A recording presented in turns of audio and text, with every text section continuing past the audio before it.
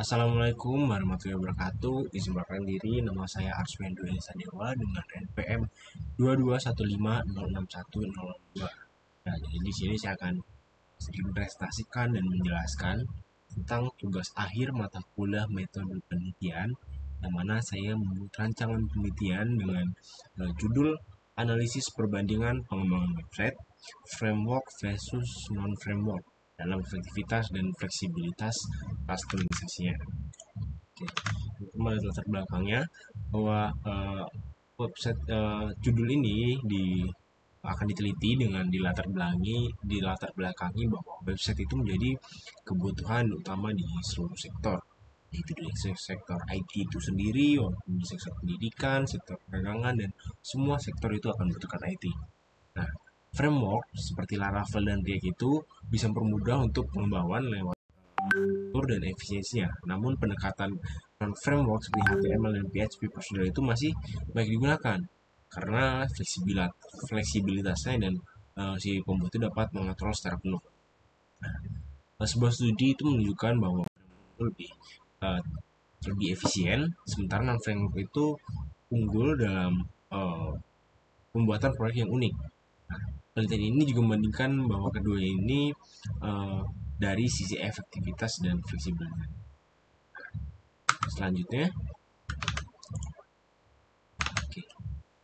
Rumusan masalah dari penelitian ini adalah bagaimana bagaimana sih perbandingan efektivitas dari pengembangan website dari sisi framework dan non framework sendiri, yaitu baik itu dari segi efisiensi waktu, dari segi struktur kode, dan bagaimana untuk maintenance-nya. Dan rumusan masalah yang kedua itu adalah sejauh mana fleksibilitas customisasi itu dapat dicapai pada masing-masing pendekatan, dan apa saja faktor yang mempengaruhi pemilihan framework dan non-framework dalam suatu proyek dengan kebutuhan spesifik. Nah, namun untuk pembahasan ini akan dibatasi oleh peneliti bahwa fokus dari masa ini adalah pada perbandingan pengembangan website framework dan non-framework dari sisi efektivitas dan fleksibilitas customisasi. Dan framework yang dikaji itu adalah pada bagian front end itu framework menggunakan React, dan backend itu menggunakan Laravel. Sedangkan yang non-framework itu menggunakan HTML, CSS, JS, dan PHP procedural. Nah, selain itu, untuk objeknya itu adalah website dengan skala kecil menengah dengan fitur standar seperti informasi, interaksi dasar, CRUD sederhana. Dan untuk aspek teknisnya itu adalah si efisiensi waktu, struktur dan kualitas kode, kemudahan kustomisasi, dan skalabilitas. Artinya untuk tujuan penelitian ini sendiri bahwa tujuan utama adalah untuk menganalisis dan membandingkan pengembangan website menggunakan framework dan non-framework. Fokusnya adalah pada sudah disebutkan tadi bahwa pada efektivitas dan fleksibilitas customisasinya. Nah, untuk tujuan spesifiknya adalah mengevaluasi efisiensi waktu, struktur kode, dan kemudahan dari pemeliharaannya. Yang kedua adalah mengidentifikasi fleksibilitas, kustomisasi fitur, dan desainnya. Yang ketiga adalah menyajikan kelebihan dan kekurangan tiap pendekatan, dan untuk tujuan terakhir adalah memberikan rekomendasi pendekatan terbaik sesuai kebutuhan proyek yang akan dilakukan. Oke, adapun manfaat dari penelitian ini adalah yang pertama untuk memberikan kontribusi secara akademik terhadap literatur dan studi komparatif dalam bidang pengembangan website, khususnya untuk efektivitas dan fleksibilitas tersebut. Dan manfaat yang keduanya adalah memberikan referensi dan pertimbangan teknis bagi mungkin pengembang-pengembang website atau praktisi TI dan suatu organisasi untuk menentukan strategi pengembangan web yang cocok dan sesuai dengan kebutuhan dan sumber daya yang tersedia untuk pembuatannya tersebut. Nah, di sini juga ada beberapa teori terkait bahwa pendekatan framework itu merupakan metode pengembangan yang dilakukan langsung dengan menggunakan markup HTML, CSS, dan JavaScript, atau dengan PHP procedural, mana tanpa menggunakan struktur framework. Karena keunggulan utamanya itu tadi disebutkan bahwa user atau pembuatnya itu atau si programmernya itu bisa melakukan kontrol penuh atas logika dan struktur dari aplikasi tersebut secara penuh, dan performanya itu akan lebih ringan serta fleksibilitasnya itu uh, lebih tinggi jumlah minimal. Nah, tapi pendekatan ini juga cenderung membutuhkan waktu dan pengembangan yang lebih lama dan memiliki resiko kesalahan yang lebih tinggi karena tidak ada standar atau ada dari penulisan kode tersebut. Nah, itu adalah framework web, di mana framework web ini merupakan kerangka kerja yang menjadikan struktur atau modul atau fitur untuk mudah pengembangan si aplikasi web tersebut. Karena framework web ini membantu mempercepat proses development atau menstabilkan kode serta meningkatkan keamanan dan skalabilitas. Nah, dari sebuah jurnal dari Gaziotin dan Abrahamson dengan judul dan dari Abrahamson tadi, bahwa framework JavaScript itu mendukung pemilihan teknologi yang tepat dan mempertimbangkan integrasi dan perawatan sistemnya. Jadi untuk framework ini akan secara teori itu akan lebih mudah.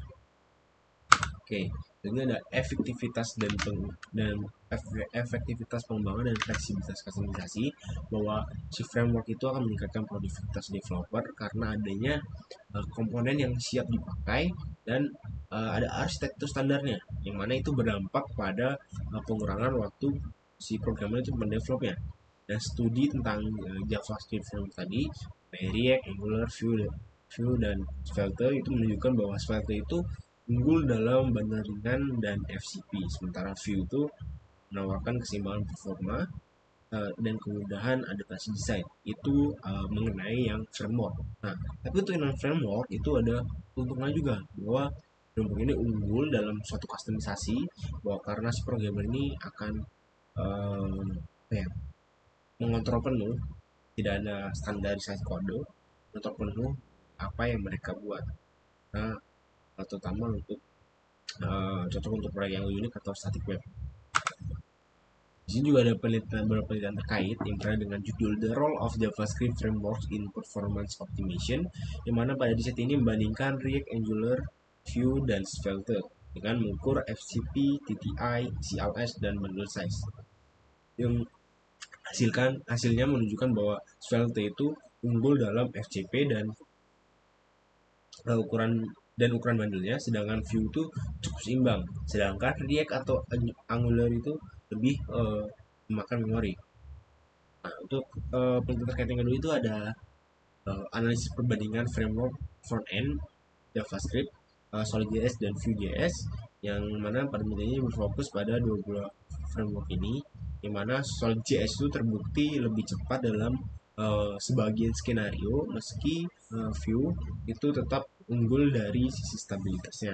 Dan untuk penelitian yang ketiga itu ada dari Modern Web Frameworks, A Comparison of Rendering Performance, yang membandingkan 5 framework front end, ada Angular, React, Vue, Svelte, dan Blazor. Yang berdasarkan kecepatan renderingnya, Svelte dan Blazor ini unggul pada suatu skala, yang mencerminkan bagaimana si framework itu mempengaruhi dari ukuran aplikasinya serta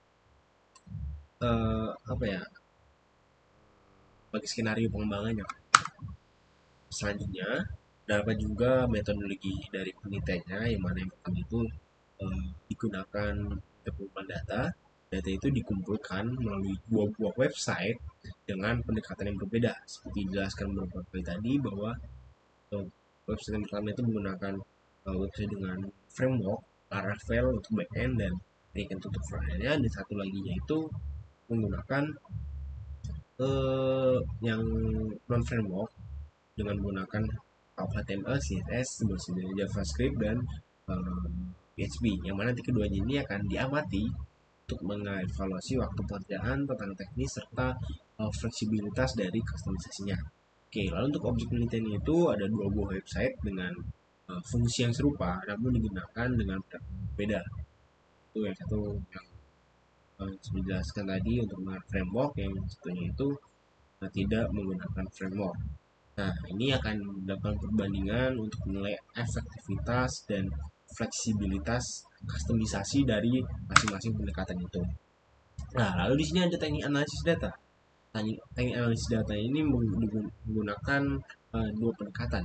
Yang mana yang pertama itu digunakan pendekatan kualitatif dengan mengukur load time, response time, dan ukuran file atau bundle untuk menilai efisiensi dari teknisnya. Lalu yang kedua itu digunakan pendekatan atau analisis kualitatif, mana analisis ini akan menilai fleksibilitas kustomisasinya, kemudian pemeliharaannya dan struktur kode berdasarkan hasil observasi yang telah dilakukan.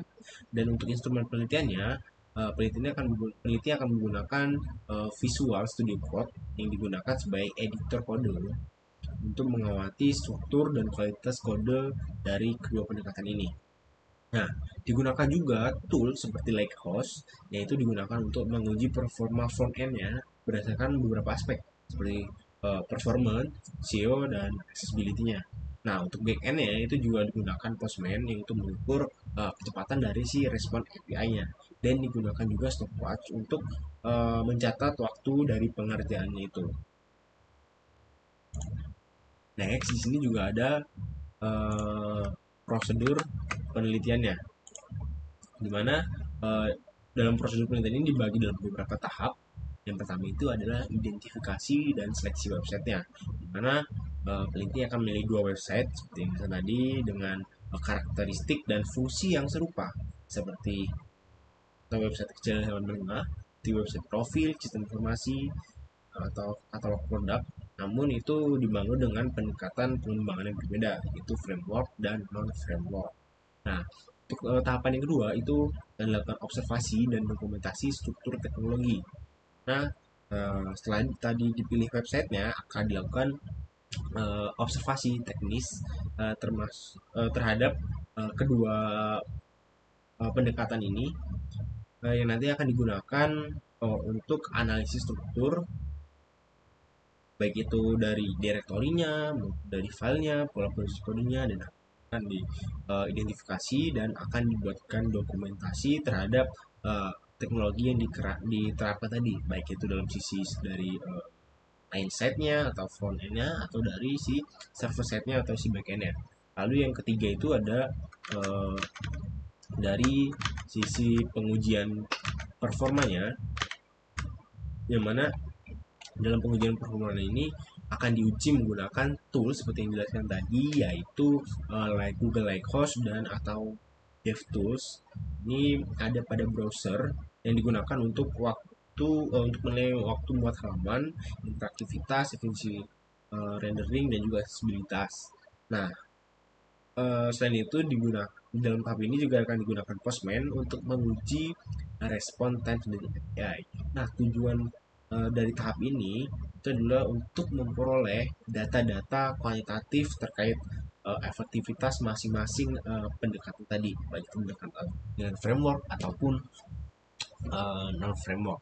Nah, yang keempat itu adalah analisis kustomisasi dan skalabilitasnya. Setelah dilakukan pengujian, akan dilakukan evaluasi terhadap kemudahan dalam melakukan kustomisasi terhadap fitur-fiturnya, atau terhadap desain tampilannya, serta kemampuan dari si website ini apakah bisa diskalkan atau di-close atau tidak. Nah, dilakukan evaluasi pada tahap tadi, akan dilakukan juga pengumpulan data observasi dan hasil pengujiannya. Nah, hasil observasi dari penguji itu akan dikumpulkan secara sistematis dalam suatu catatan atau tabel, mana itu akan mencakup efisiensi struktur kode atau beberapa aspek-aspek, yang mana itu akan didokumentasikan untuk menjadi bahan analisis pada tahap selanjutnya.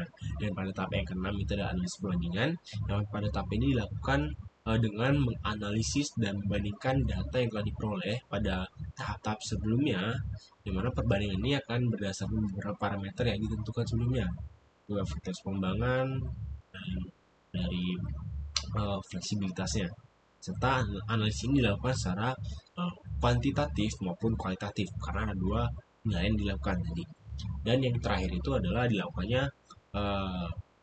penarikan kesimpulan atau disusun kesimpulan berdasarkan hasil yang telah dianalisis. Nah, kesimpulan ini bisa saja memuat keunggulan atau kelemahan dari masing-masing pendekatan dan pengembangan industri itu, serta nantinya juga akan diberikan rekomendasi bagi pengembang atau suatu organisasi untuk memilih metode atau pendekatan mana sih yang paling cocok untuk kebutuhan proyek mereka.